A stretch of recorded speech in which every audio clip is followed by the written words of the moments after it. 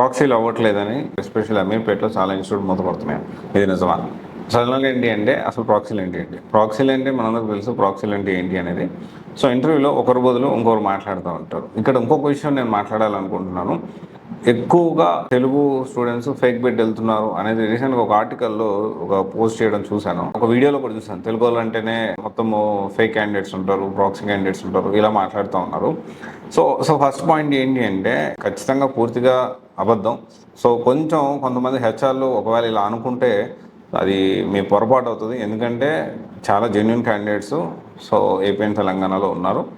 And subject పరంగా మనం మాట్లాడుకోవాలి. సో ఇప్పుడున్న సిచ్యువేషన్లో కంపెనీకి నచ్చకపోతే ఇప్పుడు చాలా ఈజీగా ఫేక్ అని ముద్ర వేసి తీసేయడం ఇదంతా చేస్తూ ఉన్నారు. సో దీనికి సంబంధించి ఈ కరోనా ముందు కూడా వాస్తవానికి ఇదంతా జరుగుతూ ఉండేది. బట్ కరోనా టైంలో ఏంటి అంటే కేవలం ప్రాక్సీ చేయడానికే కొన్ని ఇన్స్టిట్యూట్లు పుట్టుకొచ్చాయి.